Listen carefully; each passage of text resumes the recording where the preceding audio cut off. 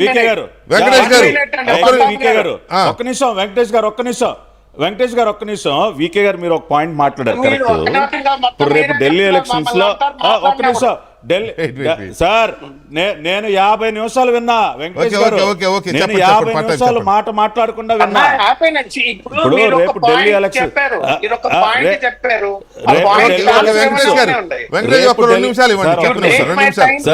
Sir ఒక్క నిమిషం please kindly please. ఇప్పుడు రేపు ఢిల్లీ ఎలక్షన్స్ జరుగుతున్నాయి సార్. అరవింద్ కేజ్రీవాల్ గారిని ముఖ్యమంత్రి కాకుండా రేపు గెలిస్తే మనం ఆపగలమా?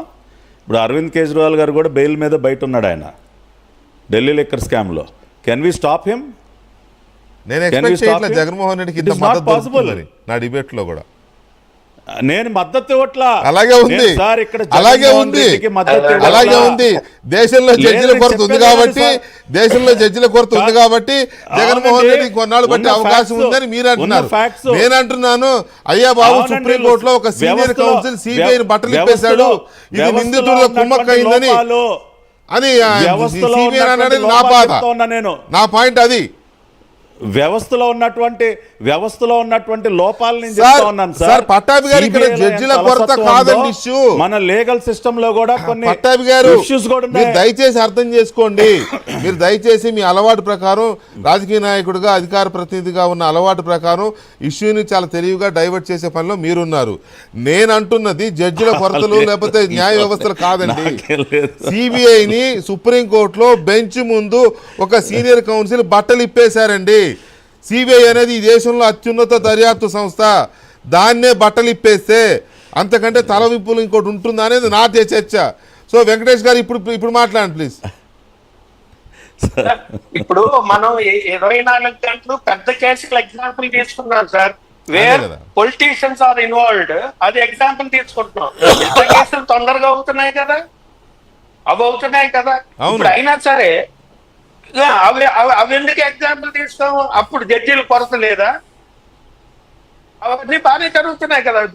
ఇంకోటి, జడ్జి గారు 3 కోట్లకి ఇన్ఛార్జ్ అని మనం అందరం బాధపడతాం. The fact is not that.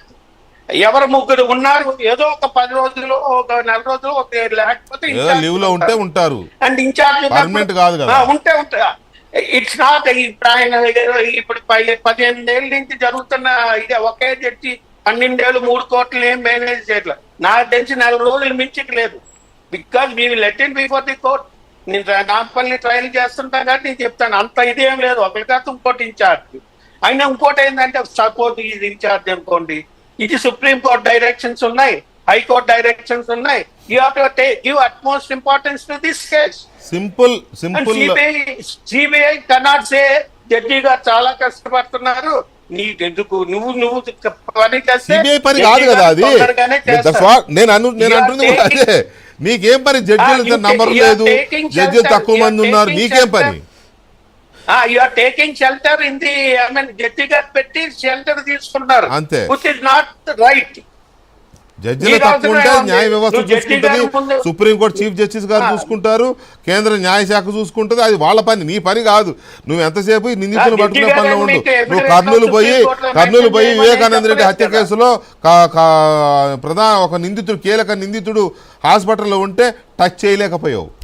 That is CBI, that is Indian. ఎంత సిగ్గు చేయడది, టచ్ చేయలేకపోయావు. ఒక హాస్పిటల్లో ఒక వ్యక్తి, ఒక నిందితుడు ఉంటే కనీసం అతన్ని మాట్లాడలేకపోయావు నువ్వు, అది నీ సిగ్గుచేటు. అదే అడుగుతున్నాడు వాడు సీనియర్ లాయర్ గారు సుప్రీంకోర్టులో. ఉమేష్ గారు ఏం చెప్తున్నారు మీరు చెప్పండి. ఉమేష్ గారు చెప్పండి. ఏమనద్దు, మన ఇది మనం అట్లా కాపాడుకోవాలంటే ఎట్లా కాపాడు? తప్పు డెమోక్రసీ ఇదే కదా, ఎవరు తప్పు చేసినా ఎత్తి చూపెట్టాలని. అదే చేస్తుంటే మనం వ్యవస్థల్ని అనుమానించద్దు. వాట్ ఈజ్ హ్యాపెనింగ్ ఎదురుగా కనిపిస్తున్నాయి కదా అన్ని.